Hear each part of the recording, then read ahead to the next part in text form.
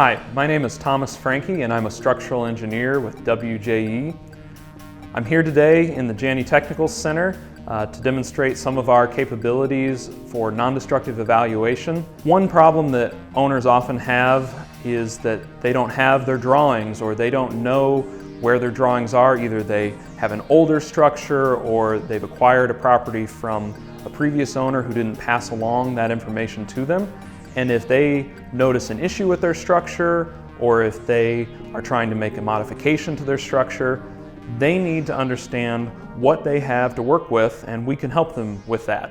In front of me are several of our tools that are used to evaluate the location of reinforcing bars, conduit, all sorts of embedded steel elements that might be inside of a reinforced concrete structure. They can tell us things such as the depth of the cover, which is useful for structural analysis. It's useful for evaluating durability if there are corrosion concerns. Today I'm going to show you one of those tools, which is called a ground-penetrating radar unit. This is one of our handheld units, which is portable and easy to take out into the field. And so one example of a situation where we might use this to evaluate an existing structure is if we had a historical building, say a hotel, and they need to install new OSHA-compliant facade access equipment. If we don't know exactly how the roof slab is built, how thick it is, how much reinforcement, where that reinforcement is within the depth of the slab, we can take this device out into the field, locate the steel, locate where it is within the depth of the slab, and then use that information to perform structural analyses to determine if it's capable of holding the required facade access loads. And now I'll go show you an example of how this equipment works on a mock-up slab that we've developed in our lab.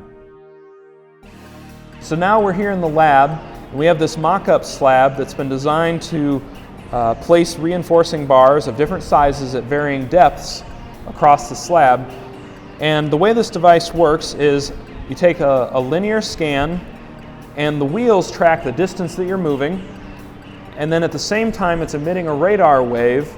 That radar wave travels through the concrete, and when it hits the interface between the concrete and the rebar, it reflects back because the radar waves travel through different materials at different speeds.